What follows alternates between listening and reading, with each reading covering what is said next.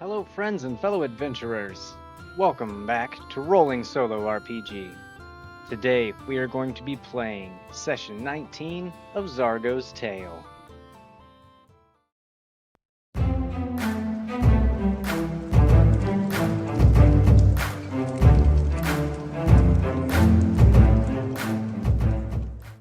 Thank you for joining me once again.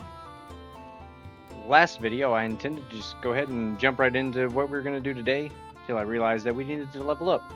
So we got our leveling up out of the way, our heroes are level 3, and I'm ready to roll some dice because it's been far too long for me, so I don't know about you, but let's get started. Zargo, Brack, and Vega just defeated the 3 orcs outside. Now, I need to remember that Zargo is an officer of the law, and more than likely she would be knocking these enemies unconscious instead of just flat out chopping their arms and legs off. So I'm going to try to keep that in mind going forward. But I didn't state that, so all 3 of these people lay dead in the street, killed by the town's guard. You know what? Since that's kind of funny, it is kind of late at night, and I'm sure that the foot traffic has calmed down a little bit in this part of the city. But were there any witnesses to this brutal murder out in the street? I'm gonna say unlikely. We're still just sticking with the Chaos Factor 5 for the fate chart. So unlikely. Were there any witnesses to this brutal murdering? A 58 is a no. Okay, so there was not. Luckily for them, because that would have been another mess they would have had to clean up. But speaking of messes they need to clean up, alright, Zargo's going to do some quick thinking because she's looking around at all these dead bodies and realizing that they just murdered people out here in the middle of these streets, and they can't just leave these dead bodies here pooling blood all over the road. So Zargo's going to do some quick thinking, and she's going to come over here to this door and check to see if it's unlocked. Is this door unlocked? We'll do 50-50. Is this door unlocked? 85 is a no. It is not unlocked. So she is going to... Alright, this door's locked. It kind of looks like it'd be a little important anyway. So she's going to run over here and she's going to try this door. Because this looks more like a shed. It's kind of a smaller little building right here that's not really attached. It's butted up against the warehouse to the north, but it's not really attached. It's its own separate building. So, is this door unlocked? I'm going to say that it's unlikely. Well, is this door locked? It's unlikely that it's locked. I gotta phrase my question correctly. Is this door locked? 21, yes. Fudge. See, it's all about how you word the questions. If I would have worded it opposite, it would have been unlocked. Alright, but she is gonna shoulder check this door because they need a place to store these bodies. Actually, you know what? I see a little alleyway right next to it, right here. I think that would work perfect for this. So... all 3 of them grab a body. Zargo's like, we gotta get these bodies out of the street. Everybody, grab one of them. Follow me, I got an idea. So they all grab the ankles and drag these bodies through the muddy gravel. And they pull them into this little corner here. And they kind of throw them all on top of each other. And then Zargo comes back over here because... okay, this is a hand cart, but I think she's going to grab this barrel over here that Brack was hiding behind before that combat started, and she's just going to place that right there in the... so if and when somebody does find these dead bodies, they're going to be long gone. Alright, so that is one problem solved. Now, one problem, a very big problem, is how are they going to just walk into this place? And... they are certain that they don't have long. I doubt there's like a... I doubt they're so systematic that they have to like check in every 10 minutes. Oh, something's missing. If they were on high alert, maybe. But as far as the cult, what we're going to call them, is concerned, it's just a normal night. Our team approaches the door and stands and kind of examines it for a minute. Now I'm thinking... actually, I'm not thinking. I'm going to say... that these 2 doors, they're very large doors. They're probably a good 12 feet high, you know, wide enough. They open kind of like a barn door would. There's 2 of them. or hangar doors, you know what I mean? They're like on rollers up at the top. You can just kind of like slide them open one way or the other. And there's two, so they kind of like butt up against each other. But also, on the left side, in one of the barn doors, is a normal door cut out into it too, just on hinges that would open like a normal door would, just to allow entry for foot traffic. Whereas the large doors would open to allow like wagons and horses in and out for delivering the goods and stuff. Zargo, who is kind of in charge of this mission, she's gonna walk up to the smaller door on hinges, and she's gonna. Is there like a slidey, like peephole kind of thing? Let's ask. Is there like a little peephole door, like a slide that Zargo can peer in and kind of assess the situation? I'm going to say it's likely. 56, yes, there is. Awesome, okay. So she's able to just kind of like ever so slightly slide it open and peer inside, and she can see obviously a large warehouse, and it's filled with boxes and wagons in the foreground here. And as far as she can see back is just crates and barrels stacked up high, merchandise, like rolled up elegant rugs, pictures, statues. She can see off to the right that there is a large ship docked. She can't necessarily see on board, on deck of the ship, but she can see a large mast coming straight up, pointing up into the sky, well, up towards the ceiling. And she can see a few bodies moving around in here. And she can also see just off to the side, I'm going to say probably here on the right side, there's one person that's kind of like there to like check in and check out goods coming in and out of the doorway here. Not really paying attention. They're not on guard or they're on guard, yeah, but they're not on high alert or anything right now. So Zargo was able to kind of assess the situation there. I'm going to have her roll, since we need to actually use our stats. I'm going to have her roll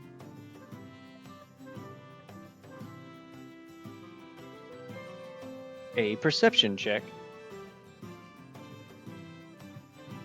to just kind of determine how well she's able to perceive what's going on in here. So I'm going to make it, she has a +7. I'm going to make it a DC 16 to accurately judge how many cultists are in here, or how many workers there are. How many enemies? There, that's the word I was looking for. DC 16 with a +7. Ooh, nice. All right, she succeeds with a 22 total. All right. So she is able to pretty much accurately see what all is going on in here. Now I'm going to say there is at least 4... I'm going to say there's at least 5 workers in here. Just on the floor here at least. And I'm going to roll a D10 and add that to it to see how many enemies potentially we have in here. So 5 plus a D10. 9. Oh man. Alright, that was almost maximum. So we have 14. Zargo can count up to 14, including this one here. Now I'm going to just kind of scatter those around on the map real quick, and I will be right back. Okay, so I have scattered our 14 enemies in this warehouse here, and I added 1 out of the 14, so 13 smaller ones that are just easy level ones, and then I added a slightly tougher one, not tougher than our party, but tougher compared to the other ones, kind of up here on this little catwalk area, because there's a little staircase that leads up to, you know how I don't know if you've ever seen, like, in a lot of warehouses or workshops, places like that, there's like raised areas where like offices and like the overseer's office would be, kind of thing, and it's raised up so they kind of have a better view of the entire floor area. So we have one. I'm going to think they're kind of like the shift manager up here, overseeing, making sure nobody's like tucked in a corner sleeping, kind of thing.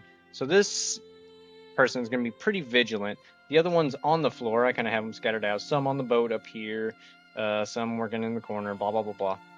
So they're all kind of scattered around doing their own thing. Zargo's able to evaluate this pretty well through this small crack with her good perception check. So she relays this information to her allies here. All right, it looks like I'm counting at least 14. Aye, this is a larger operation than I originally thought. This could prove difficult. I really wish the chief had given us more backup. Alright, we need to put our heads together. Any ideas on what we can do?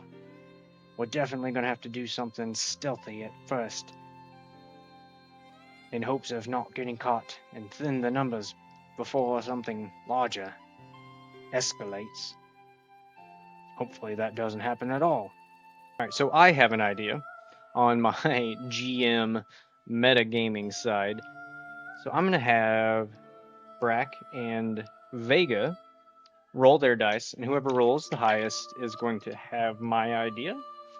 That's how we're going to bestow our knowledge into our game world. And it is Brack once again. Brack's pretty good at these opposed dice rolls. Perhaps we can take the weapons and armor off of the enemies we took care of a minute ago and put them in the cart. And then we can pretend to be delivering a batch of goods. But it will take a great stroke of luck for them to be expecting a delivery. Vega kind of speaks up. You know, that's actually a pretty good idea, Brack. I think this could work, Zargo. We just have to sell it. Alright, I have no better ideas, so... Sounds like a good idea to me, guys. So they go back over, they move the box out of the way. They remove the armor and the weapons and anything they can that looks to be even of value off of these 3 guards they had outside here. And they load it up in the cart. Alright, now which one of them... Alright, which one's going to be pushing the cart? Let's just for fun. Doesn't matter. Doesn't make a difference, but you know, none of this really matters at the end of the day, right? Highest roll is going to be pushing the cart. That's going to be Vega. Alright. So Vega grabs the handles of this little hand cart. It's kind of like a wheelbarrow, more or less. Nah, I'd say it probably has 2 wheels. That way it is kind of like a cart. So I think it's going to be a pull cart, not a push cart. So she's pulling it, and the other 2 are going to kind of stand back behind, and they're going to do their best. I mean, Brack, I'm sure Brack kind of like has a hood anyway that he can kind of pull up a little bit. Zargo's just in like plate mail, so there's not really much disguising her, but she does look intimidating, and that kind of goes with she's like the bodyguard of this little cart here. It's going to take a lot of persuading, but how are they gonna... Okay. I'm thinking...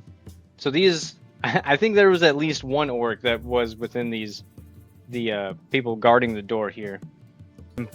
Zargo's gonna do her best to impersonate one of these, I think, so she is gonna be the one to knock on the door.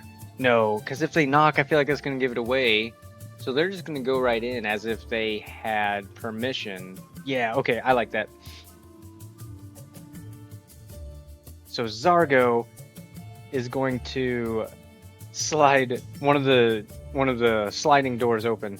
She's going to pull it aside as if she were one of the guards outside, allowing them in. She's like, ugh, in her best voice. Okay, we're going to need to do some rolls on this. Okay, yep. Zargo's going to really try to sell this.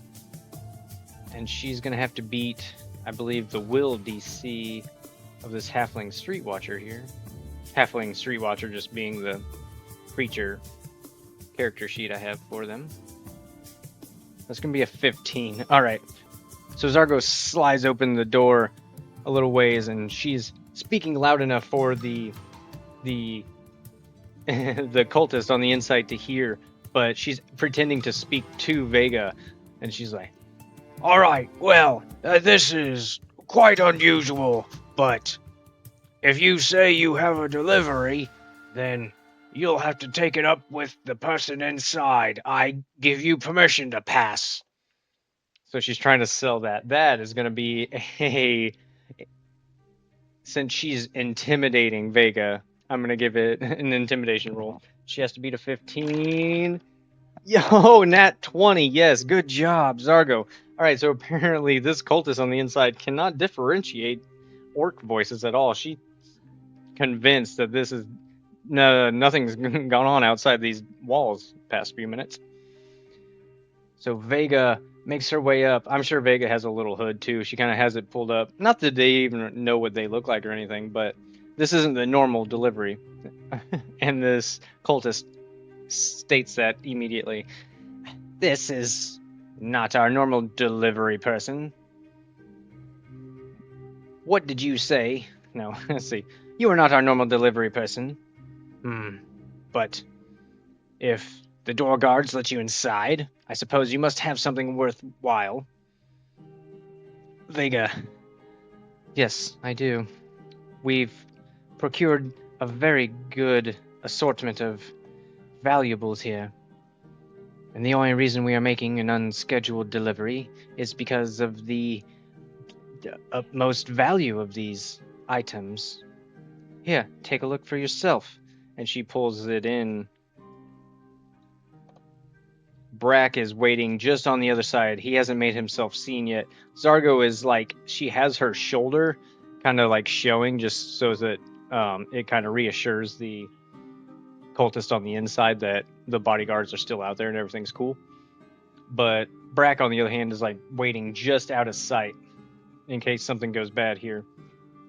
And the rest of the workers are just, they're not paying attention. They're moving boxes and crating up things, folding rugs, whatever, what have you. So there's no real eyes on them right now unless something major changes. And as Vega was trying to lie to this lady, check out these valuables. They are worth the unexpected delivery. I'm gonna make her make, that is definitely a deception. I can't stretch that one, but her deception's not too bad, so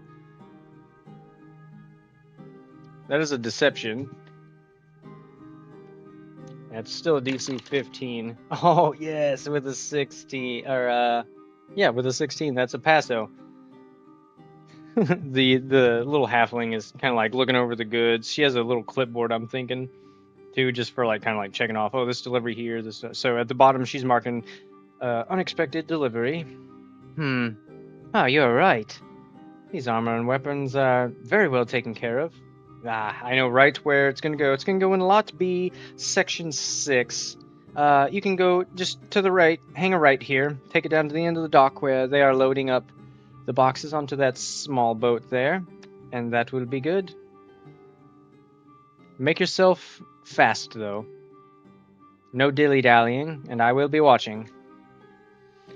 Yes, of course. Not a problem. Vegas keeps pulling the cart with her.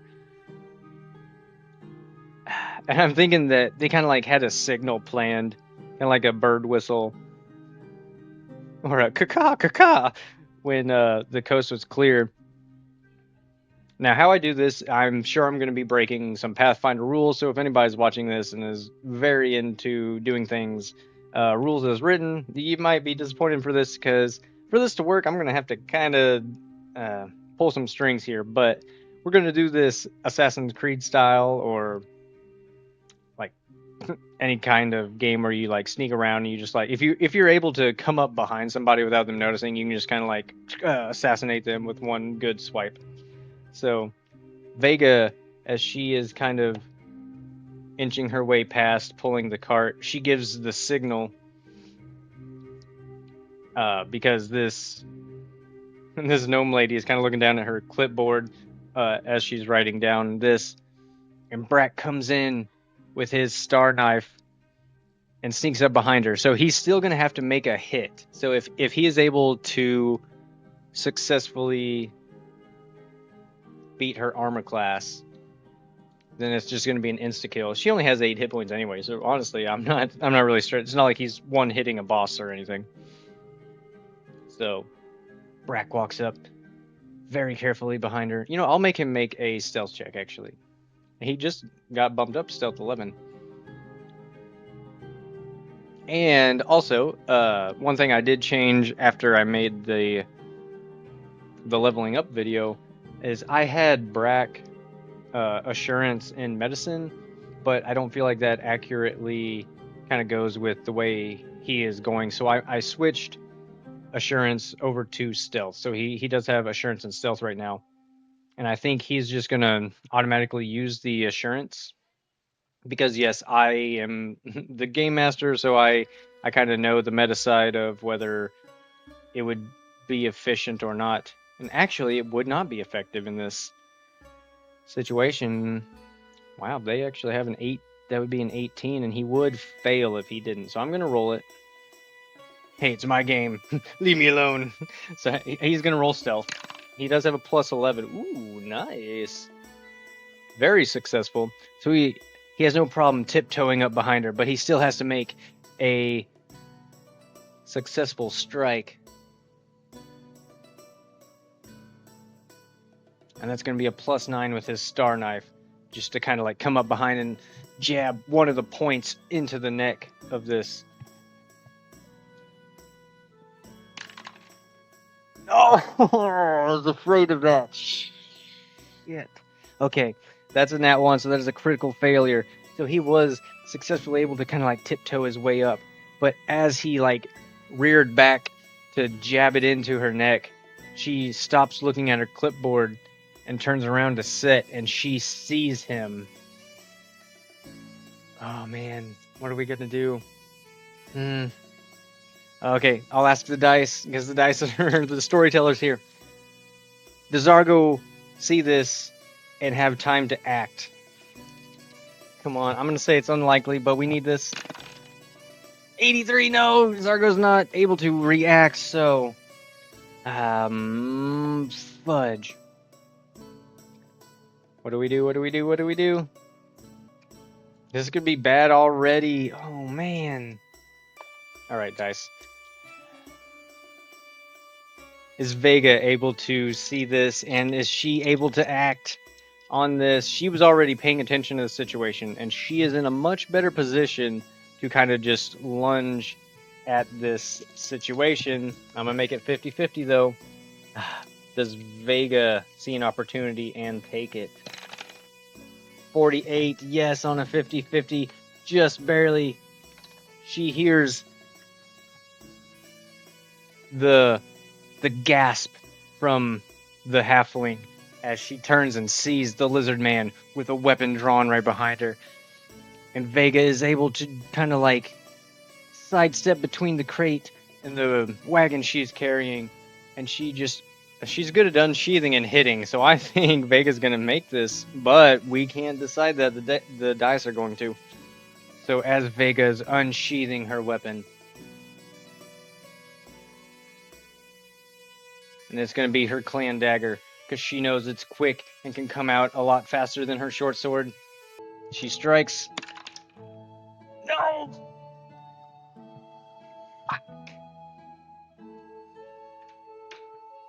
She misses. Oh my fucking god.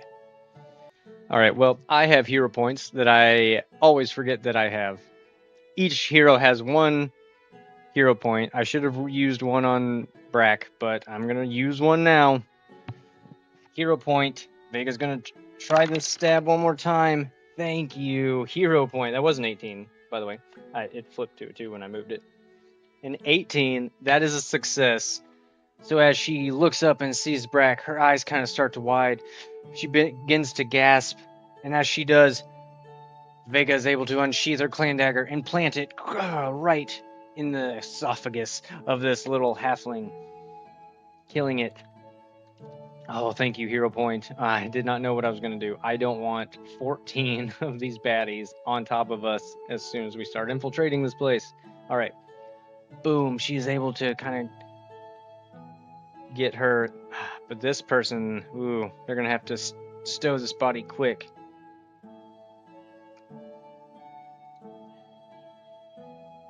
Brett kind of whispers to Vega. Vega, you continue carrying that cart, otherwise we will raise suspicion. I will dispose of this body. Right. So she continues carrying the cart. She's gonna look a little inconspicuous. The other people assume that things are going on as according to plan. Brack is going to kind of like sneakily drag her back outside the door. Zargo kind of like pokes her head in, does like a double take each direction, closes the door a little bit. Brack takes her over and puts her on the pile of bodies over here. All right, and then Brack kind of like comes up and stands next to Zargo. Zargo gets Brack's attention. She's like, Brack, look, I mean, I know that we are trying to do our best here and that these cultists are really scum of the society here, but I would like to at least knock some of these unconscious and take them in to custody and arrest them and have them go through a fair trial. I am a god after all, and it's kind of my duty to uphold the law. And all this killing is, well, I can't help but to feel like it's slightly against the law. So from here on out, if you could just kind of thunk them on the head or just bring them to the brink of dying and All right, Zargo. I will try. No promises, though. And if I find Amari, I will definitely kill him. No, Brack, no, please, no. He's the main one we need alive. He has information. And, well, I mean, it's not greed, but he is, if I bring him back alive, I get a bigger bonus. No, he was the one who had the biggest hand in Dordan's death. I swore I would kill him, and you agreed that I could have that. Yes. Thinking back on it, I did say that. Well, all right. Fine, I said it, and that will be. I'll find a way to explain it to Chief. As they're doing that, Vega. All right, what's Vega gonna be doing? She's gonna bring the cart over, and as she's doing so, she is taking a lot of looks around and taking mental notes of everything she sees, and she's kind of memorizing the patterns of where the people are moving. She just kind of drops the wagon off right there. It's like, here's your delivery. Thank you. I'll be on my way. And these two, they're just kind of like handing boxes to one another. This one's putting them on the boat. They don't care. They just nod and continue working. Vega makes her way back, and these guys are just they're moving around behind boxes and what such.